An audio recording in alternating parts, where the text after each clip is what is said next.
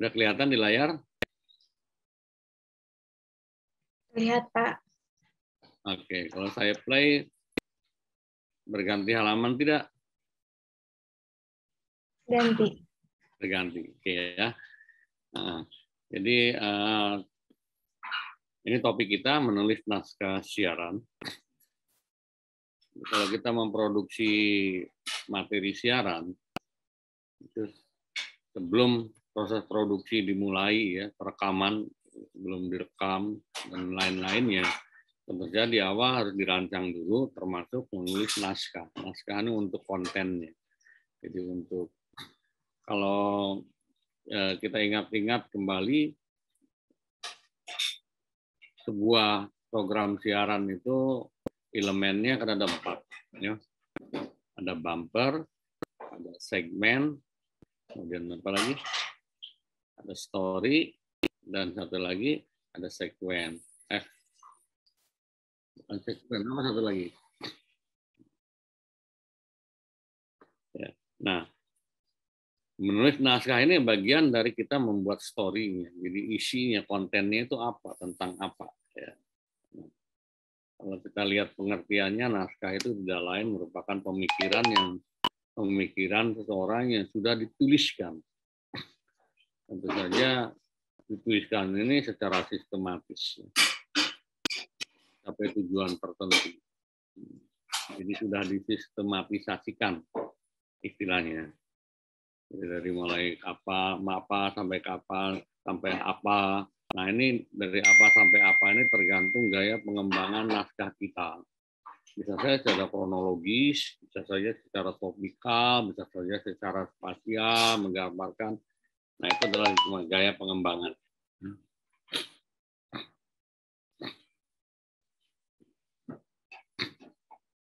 Ada beberapa pedoman umum. Ini saya hanya yang detil-detilnya saya kira Anda tidak perlu saya jelaskan. Dari pedoman umum ini, yang pertama kali yang harus kita ingat adalah kalau kita menulis naskah media siaran, itu kita menulis untuk didengar, bukan untuk dilihat atau dibaca. Kalau kita menulis untuk media cetak, itu menulis untuk dibaca. Tetapi kalau kita untuk media siaran, itu kita menulis untuk didengar. Jadi hasil akhirnya itu didengarkan, sampainya kepada penerima itu didengarkan melalui indera pendengaran, ditangkapnya. Walaupun nanti naskah kita ini untuk dibaca oleh penyiar, tapi yang sampai kepada penerima, pada khalayak, itu tetap aja kata-kata penyiar. Sehingga naskah kita ini adalah naskah yang harus enak untuk didengarkan, bukan untuk dilihat, ya, atau dibaca. Sehingga dalam atas dasar prinsip yang penting ini, membuat naskah untuk media siaran itu biasanya kata-katanya intim, sederhana, mudah dipahami, diingat, arti kalimatnya jelas, ya. Bisa juga dengan disertai upaya untuk membangun suasana seperti menggunakan musik, efek-efek suara, ya. Kemudian tanda baca, ya. Ingat patokannya. Tanda baca itu kan macam-macam, ada koma, ada titik dua, titik koma, dan sebagainya. Ini dalam naskah media siaran, ini semuanya sama. Karena kalau itu dibaca, semua tanda itu sama, itu berhenti di situ. Ya. Sehingga koma, titik, tanda titik koma, titik dua, dan sebagainya, itu bisa diganti dengan satu tanda, misalnya pakai garis miring. Artinya di situ berhenti untuk bernapas, ya. Bisa saja diganti dengan satu tanda, ya. Garis miring semua, mau koma, mau baik titik dua, titik koma, dan seterusnya. Karena ini dibaca. Kemudian singkatan-singkatan pit, titik, rp, dan sebagainya, titik ini dalam naskah siaran media siaran sebaiknya dihindari. Karena belum tentu yang membaca itu paham panjangannya apa, bisa salah. Kata penghubung dalam naskah untuk media cetak itu biasanya diabaikan, diganti bisa dengan tanda baca, bisa.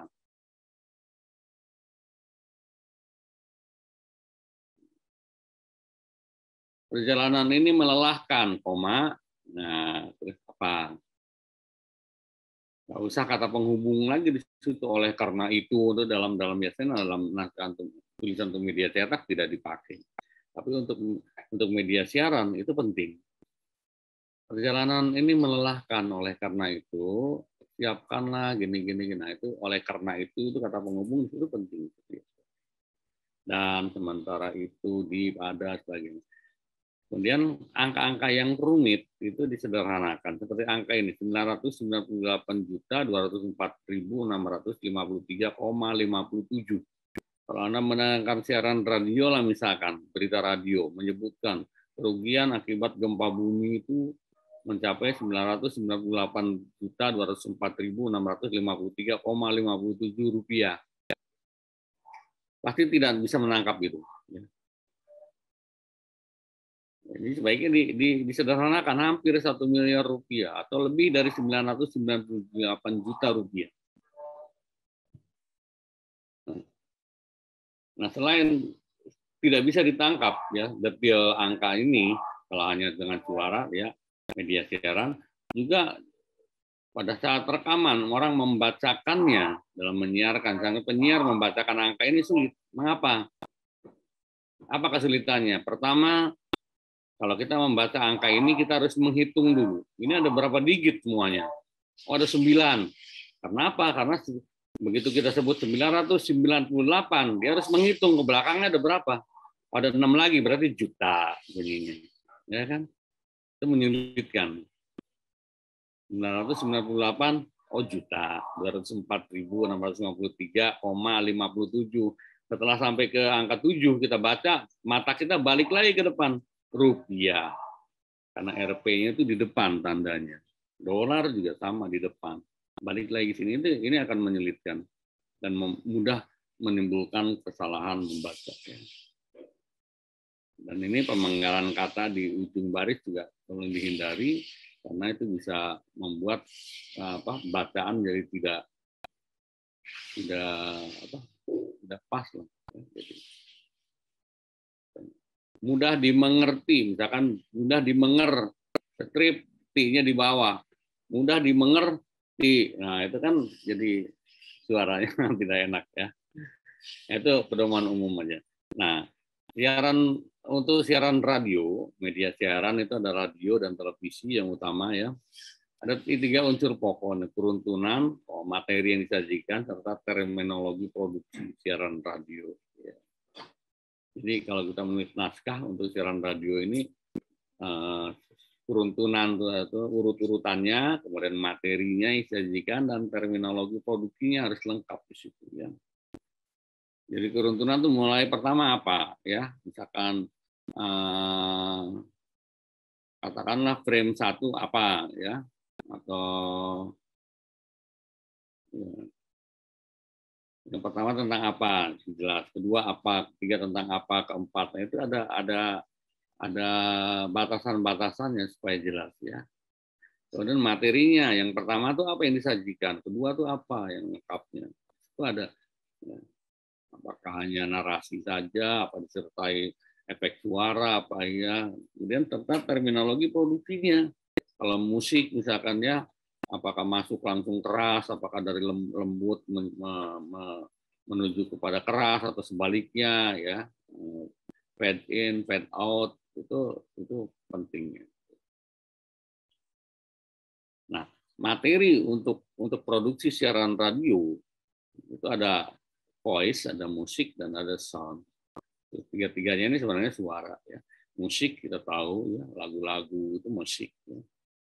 Kalau ini ada suara alam, voice itu adalah suara-suara bukan alam, suara manusia. Kita dalam membahas tentang apa ya, teknik produksi. Itu pernah kita bahas teknik produksi, apa beda suara alam dan ada suara natural, ada suara aktual ya. Nah ini semua adalah unsur-unsur ya, yang dipadukan menjadi akhirnya akan menjadi satu program siaran. Nah, kita dalam menuliskan naskah kita harus paham ini Karena voice-nya apa, kalau perlu musiknya apa, itu harus dicantumkan. Atau sound-nya apa, gitu. Misalkan suara petir lah, suara gemericik air atau apa. Ya. Nah, kemudian naskah siaran radio itu ada 3 ya umumnya. Ya, sinopsis, treatment, dan full script. Full script itu adalah keseluruhan seluruh naskah ya. Jadi musiknya, kata-katanya di situ, narasinya, musiknya, efek-efek suaranya sudah ada semua di situ. Kalau treatment itu adalah urutan-urutan pembuatan informasi untuk produksi programnya. Jadi di naskah itu sudah dicantumkan. Misalnya saya katakan tadi ada musik, misalkan lagunya apa? Lagu Andai-andai lumut misalkan dari fade in ya, misalkan dari samar-samar menjadi jelas gitu. Musik itu treatment maksudnya ya. Sinopsis itu adalah ringkasan. Saya kira Anda sudah tahu ya. Kita membaca di media massa atau di media massa cetak maupun online, suka ada sinopsis ya. Itu ringkasan. Ringkasan dari sebuah film, trailernya itu. Sinopsis itu naskahnya ya, karena ringkasan ya ringkas saja, tidak panjang ya. Satu sampai 1,5 halaman itu bisa untuk acara antara 15 sampai 30 sampai 60 menit misalkan. Kalau 15 sampai 25 menit itu maksimal 1 halaman folio. Ini ringkasannya ya. Jadi jangan sampai acaranya aja hanya 15 menit, ringkasannya kalau dibaca beberapa halaman, kalau dibacakan menghabiskan waktu 7 menit separohnya misalkan, itu kan tidak pas ya. Nah, kalau kita menulis naskah, 7 ini yang harus kita perhatikan. Golongan acaranya apa, tujuannya apa, sasarannya, program format acaranya, kondisi peralatan etik, SDM-nya, dan sumber daya produksinya apa. Acaranya itu apakah acara untuk siaran langsung atau tidak langsung ya, atau di luar studio, atau golongan acara golongan acara ini secara ini formal, tidak formal, itu beda. Tujuan program untuk apa? Atau untuk menghibur, mendidik, dan sebagainya. Sasaran ini siapa yang dituju, halayaknya, kemudian supaya mereka bagaimana gitu. Sasaran itu tidak hanya siapa, tetapi untuk apa di situ. Supaya mereka paham, supaya mereka tertarik, beda kan tujuannya. Supaya mereka terbujuk untuk mengikuti sesuatu, misalkan. Itu beda kan. Format acaranya itu ada yang live, ada yang tapping, ya, direkam, ada yang studio, di luar studio. Format acara ada berbentuk semuanya musik, ada yang informasi, ada kombinasinya, ada yang acara format khusus. Ya. Nah, selain keempat ini, juga kita perhatikan apa yang kita punya, sumber daya manusianya bagaimana, format kondisi peralatan teknisnya bagaimana, sumber daya produksi seperti apa. Kita buat naskah sebagus-bagusnya dengan sound effect yang wah, yang bagus, yang pas. Begitu dilihat SDP-nya sumber daya produksi tidak ada. Kita mau nyari suara kokok ayam aja, dilihat di library, di media siaran itu ya, misalkan di perpustakaannya, ada tidak rekaman suara kokok ayam? Nggak ada. Benar, jadi repot, harus merekam dulu. Mana. Itu maksudnya perhatikan ini. Kita perlu suara derap kuda, tetapi tidak ada orang di situ yang bisa bagaimana caranya gitu ya membuat suara derap kuda. Suara derap kuda itu dalam film-film Hollywood itu tidak selalu direkam langsung. Orang kadang-kadang dengan mengetuk meja aja. Untuk begitu sudah direkam seperti suara derap kuda. Ya. Nah, itu untuk efek-efek suara itu. Atau peralatan teknis tidak ada. Kita ingin dalam ada efek-efek suara tertentu ya, suara suara tertentu yang bisa membangun suasana mistis misalnya, tapi tidak punya peralatannya susah juga. Jadi ini kita harus paham ini dalam menyusun naskah supaya naskah yang kita susun itu betul-betul sesuai untuk yang kita arah yang sudah diarahkan, sepakati dalam program siaran, kemudian juga bisa diproduksi sesuai dengan kondisi yang ada dalam media siaran kita. Nah, naskah dan menulis naskah televisi sama saja ya, seperti menulis naskah radio. Prinsip-prinsip dasarnya sama. Ya. Jadi yang jelas mungkin bedanya karena televisi itu ada gambar. Ya. Tapi prinsip-prinsip yang umumnya kita menulis naskah untuk didengar, ya, bukan dibaca. Jadi kita bukan menulis, tetapi kita mengatakan, menyampaikan. Kemudian sama di radio juga seperti ini. Kita harus menulis dengan membayangkan orang, jangan membayangkan orang itu bisa mengulangi untuk menerima informasi yang kita sampaikan, ya. Kemudian bahasa percakapan juga sama. Nah, ini yang keempat bedanya di sini televisi kita menulis untuk gambar, ya. Jadi menulis naskah televisi itu naskah itu mendukung gambar. Jadi komponen utamanya kalau televisi itu adalah gambar, naskah itu mendukung gambar. Mendukung itu bukan mengulangi, bukan. Kita sering menyaksikan acara televisi. Itu banyak kata-kata penyiar, kata-kata reporter, kata-kata ya pembaca berita itu begitu menyertai sebuah gambar itu mengulangi yang digambar. Ada seorang reporter stand up dia ya. Sudah bahas belum ya tentang sudah pernah ya. Stand up artinya berdiri menghadap kamera, di belakangnya latarnya adalah pasar yang hangus habis kebakaran, sebuah pasar kios-kiosnya hangus hitam. Dia dengan ramahnya, saudara pendengar, saya sedang berada di lokasi kebakaran. Di belakang Anda bisa melihat di belakang saya kebakaran ini, kebakarannya hebat sekali, semua toko di sini hangus, habis terbakar. Nah, itu penjelasan itu mengulangi gambar, tidak usah seperti itu harusnya, ya. Ini kesalahan naskah itu. Karena mengapa? Orang sudah bisa melihat, sudah lihat kelihatan pokoknya hangus semua kok, hancur begitu. Masih diulang disebutkan.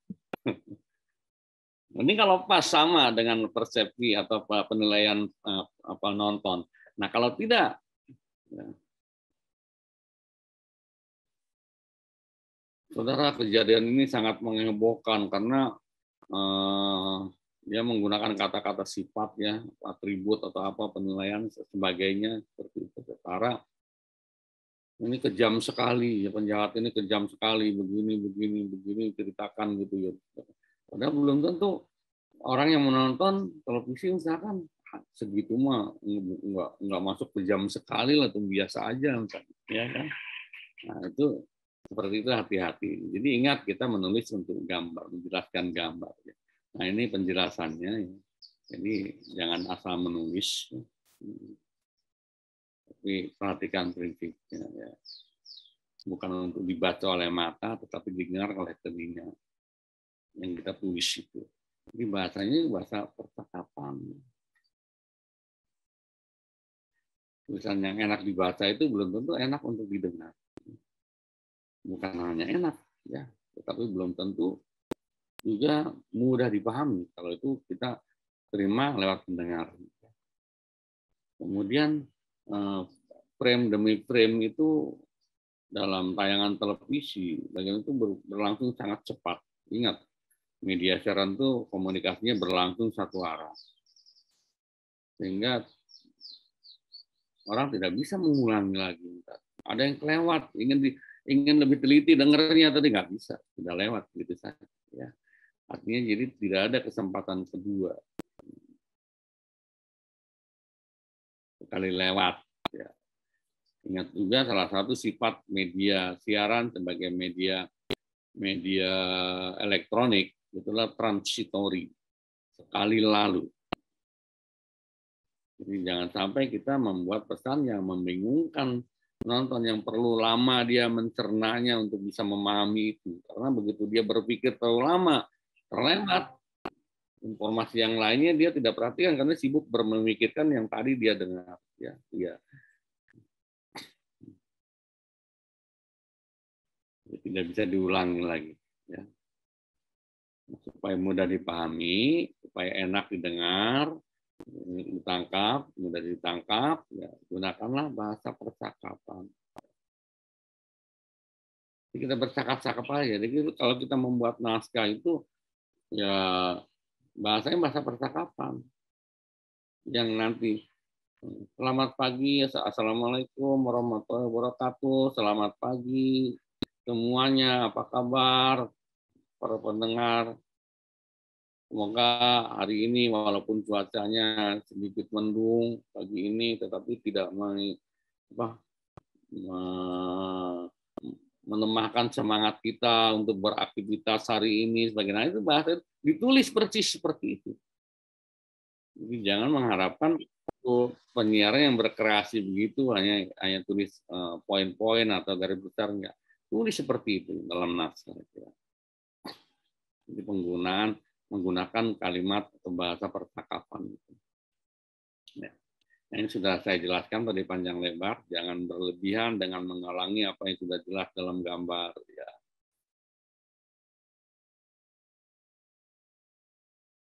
Ingat, naskah itu didengar oleh penonton televisi bersamaan dengan dia melihat gambar yang ditayangkan. Itu harus selalu kita ingat. Jadi apa ya? Bagaimana memadukan indera penglihatan dan indera pendengaran dalam menerima informasi itu harus saling melengkapi. Apa yang terlihat dilengkapi dengan apa yang didengar.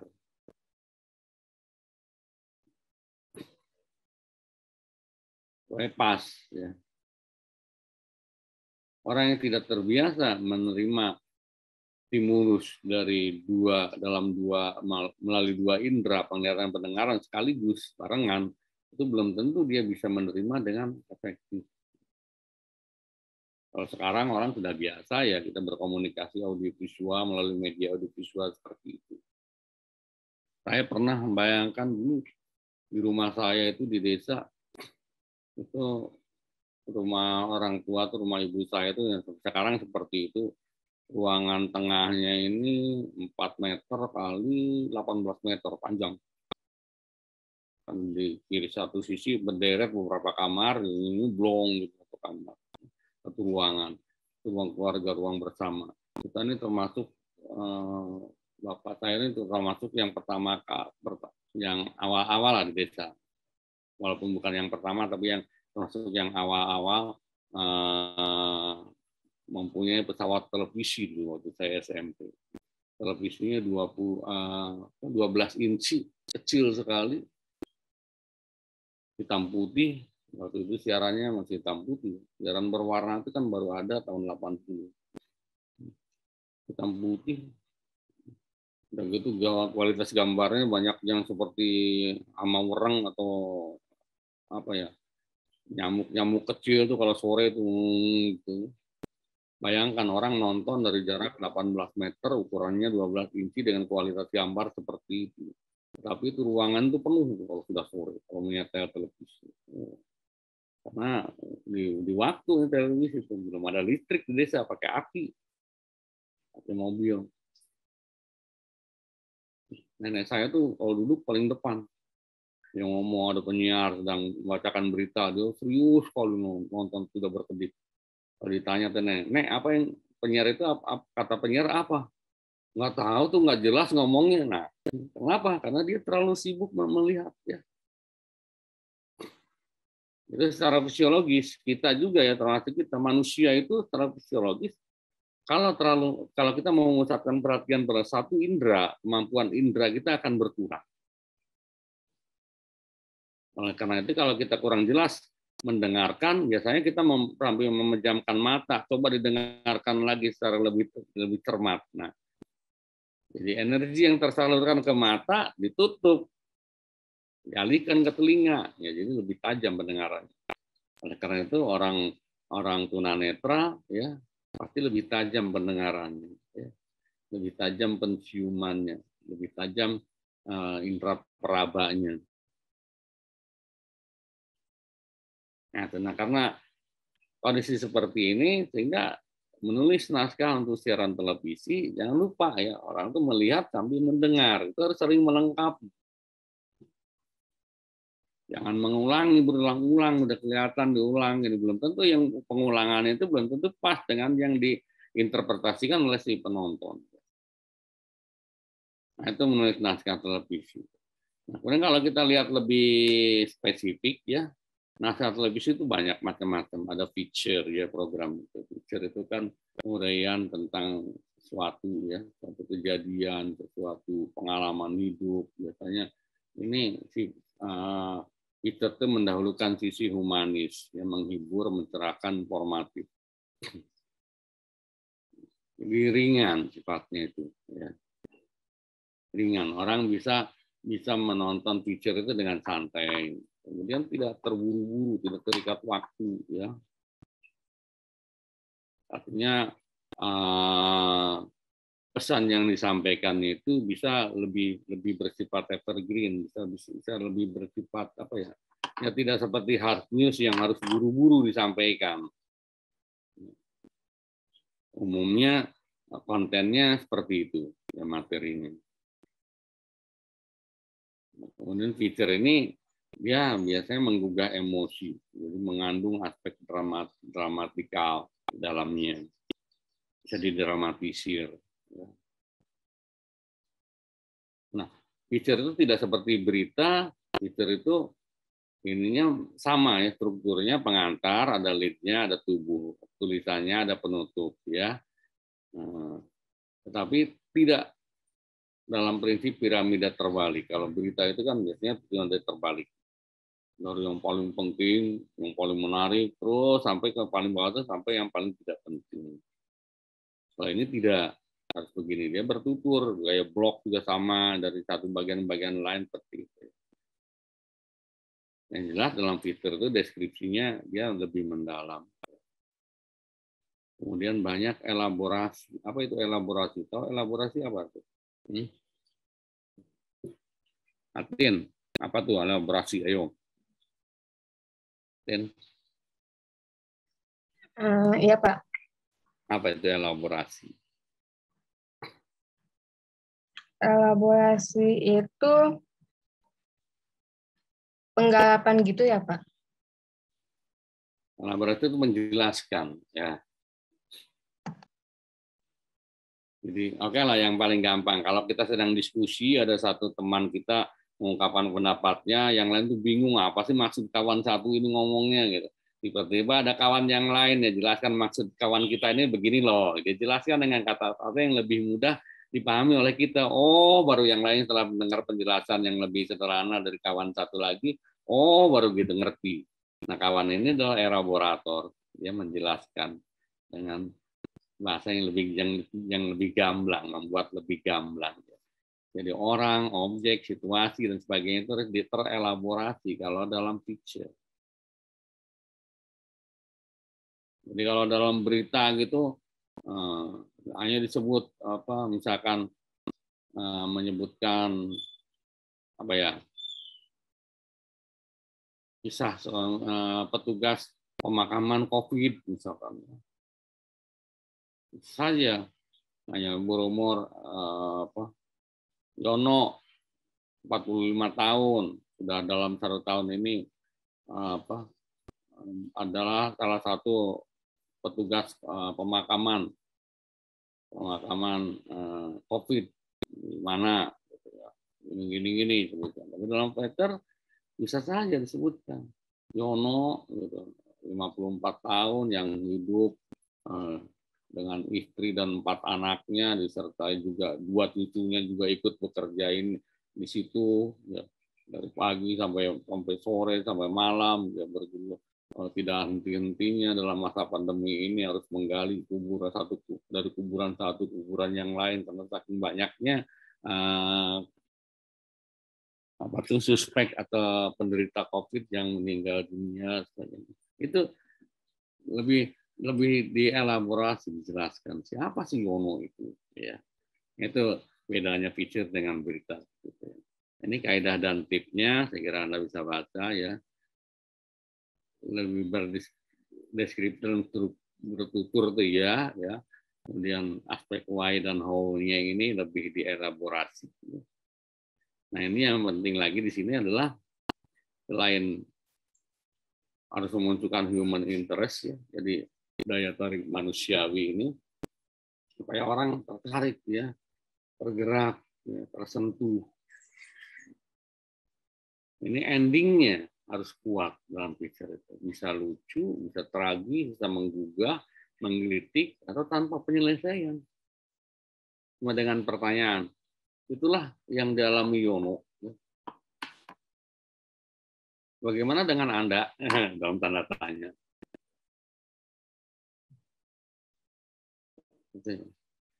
Itu ending juga tanpa penyelesaian dengan pertanyaan malah. Oke, nah berita, nah, juga sama kata-kata sederhana tapi lugas ya. Kalau Peter tadi kan bisa didramatisir ya, bisa apa supaya lebih memunculkan human interest tadi ya, dan sebagainya. Ini juga sama karena ini media siaran, kalimatnya sederhana, tidak rumit ya, tidak berkomplikasi.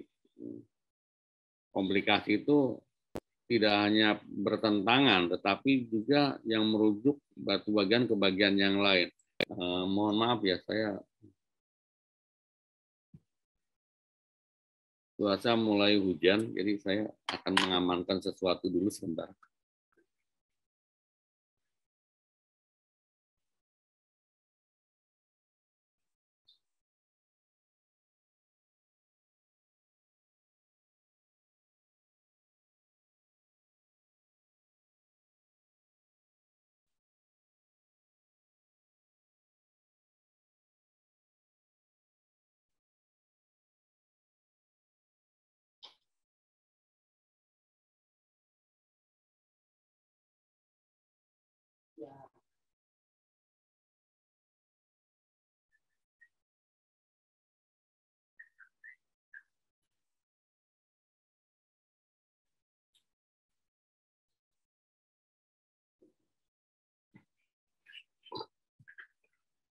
Oke, maaf. Ya, mulai turun hujan.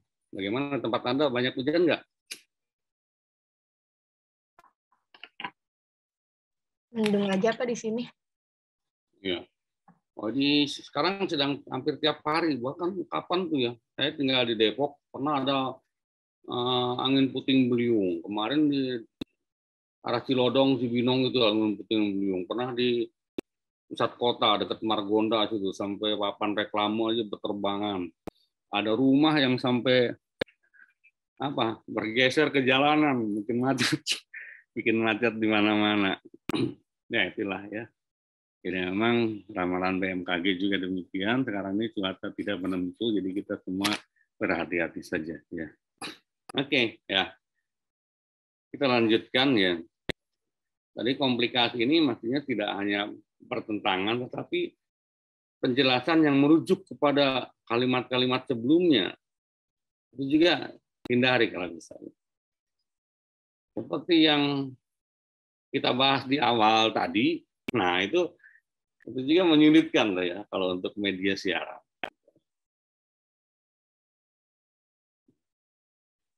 Kalau di dalam media cetak kan bisa saja dalam kurung lihat paragraf 1.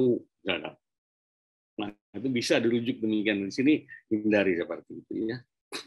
Bahasanya percakapan sudah jelas ya. Hindari kata sifat ya.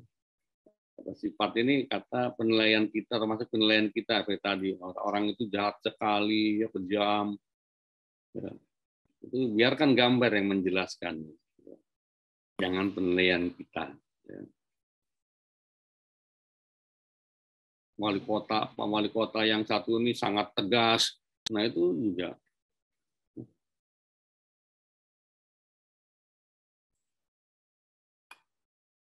penilaian kita ya.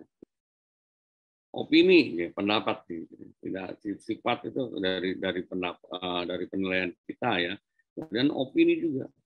Biarkan tuh sing, ingat sing itu apa? Mesti ingat, sing itu adalah satu rekaman yang menyampaikan orang berbicara, apakah itu saksi mata, narasumber, ahli, misalkan ahli yang dimintai pendapatnya. Biarkan mereka, jangan kita.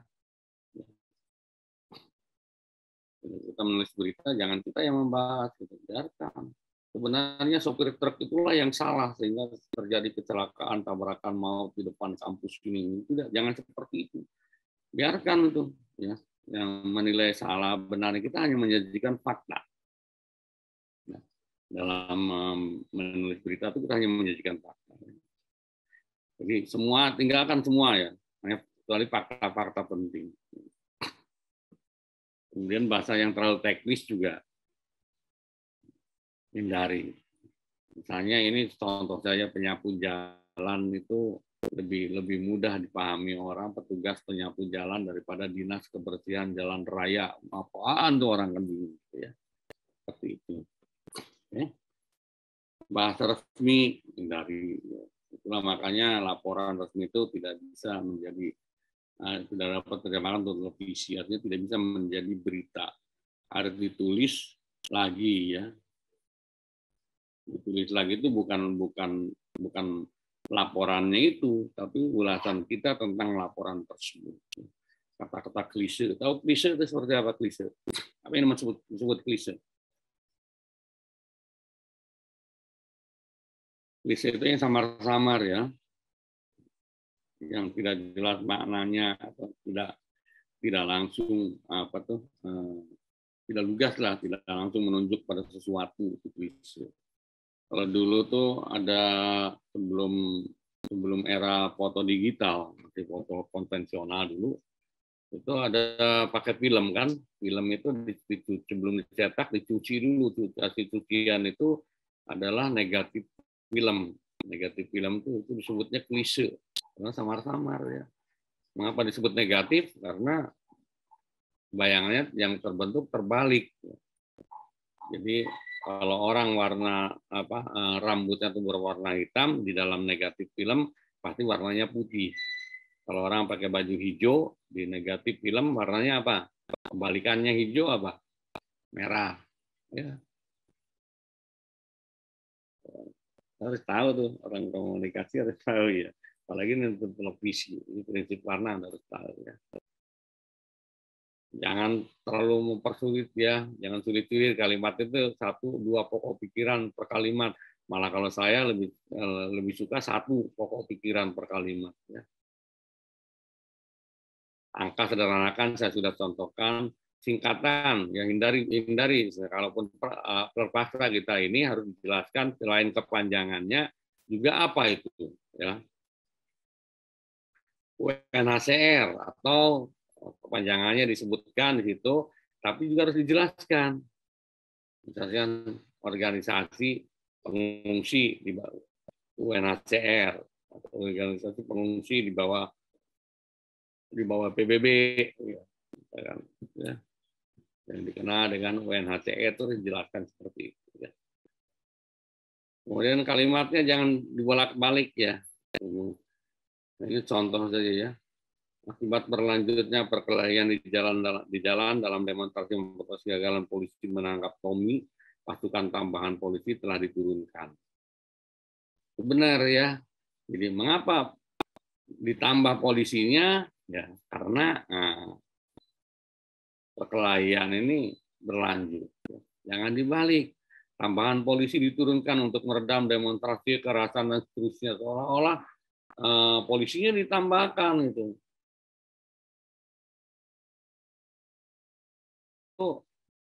Akibat dari yang diturunkan itu kebalik ya. Jangan dibalik seperti ini. Ini mengapa saya ditekankan begini, karena banyak orang yang atau penulis berita yang senang membolak-balik seperti ini.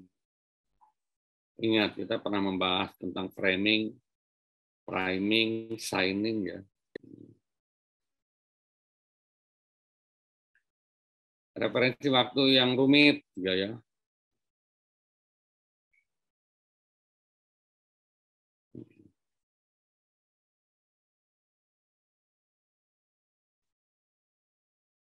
hampir 2 tahun yang lalu, susah ya. Ini 2 tahun yang lalu, bukan 99. Ya. Agustus tahun 2019. Nah, itu susah ingatnya.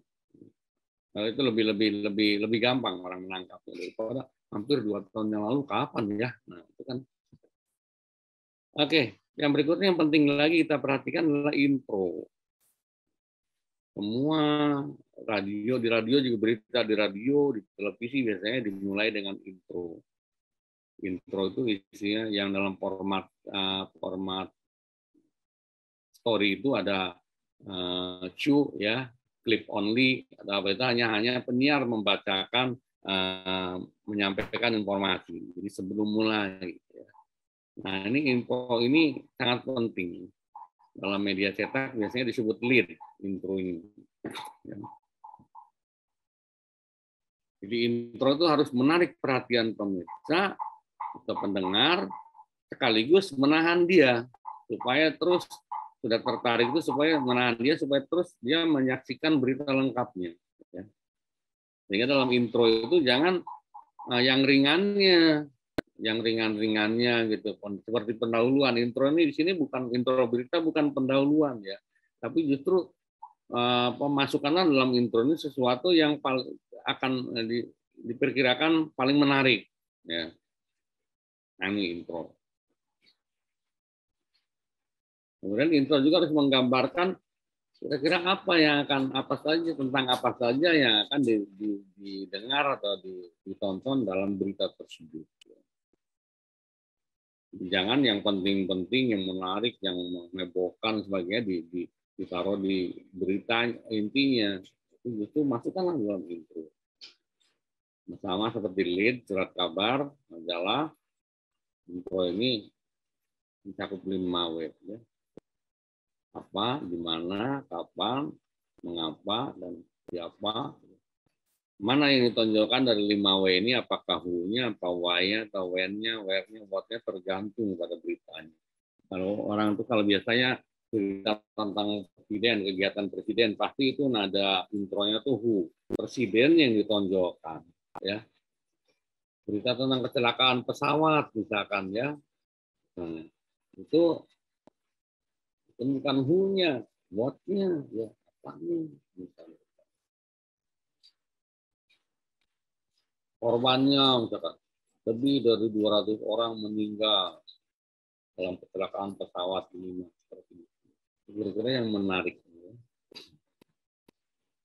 Kemudian intro juga harus menjadi kendaraan untuk presenter. Artinya intro itu sebaiknya disusun sesuai dengan presenter atau news anchor atau apa lagi ya, reporter yang akan membacanya lah, membacakan.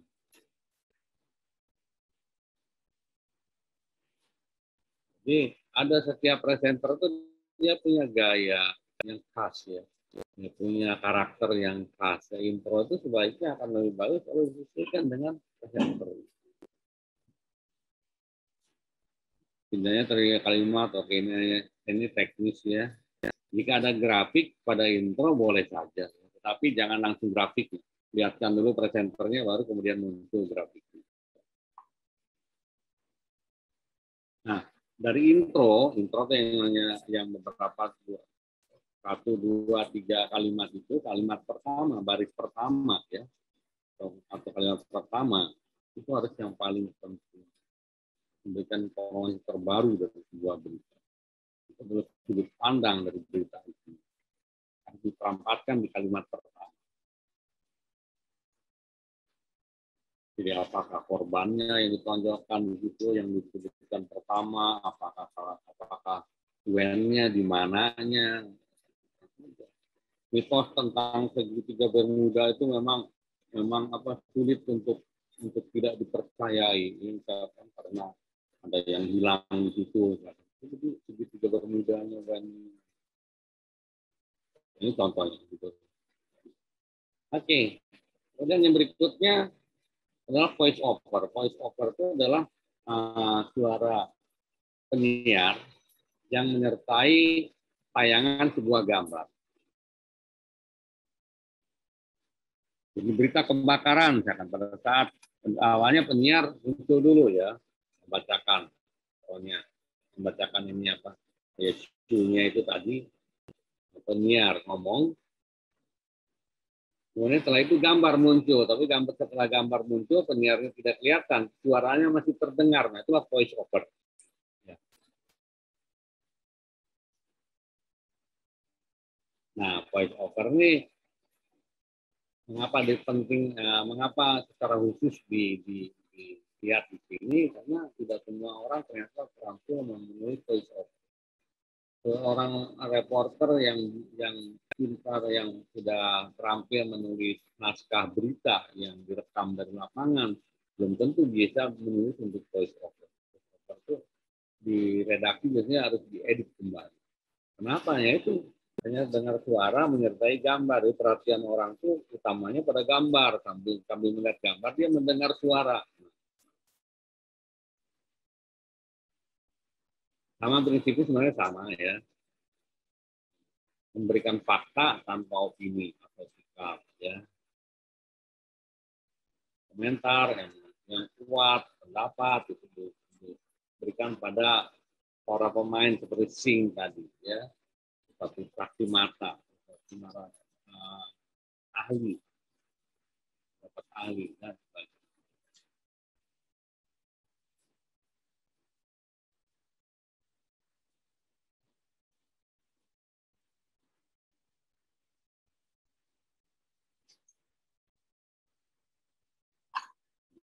Terakhir, di sini hanya beberapa contoh juga istilah-istilah teknis seperti saya katakan tadi. Naskah itu tidak hanya alur cerita atau berisi materi lengkap tentang pesan, tentang konten atau tentang story yang akan disampaikan dalam program siaran, ya. Juga memberi informasi tentang bagaimana memproduksinya. Jadi ini istilah-istilah tune itu mengenal suara, musik di awal, program fade in, masuk rumah, dari rumah mengeras, off, dan sebagainya. Ini hanya istilah-istilah. Oke, itulah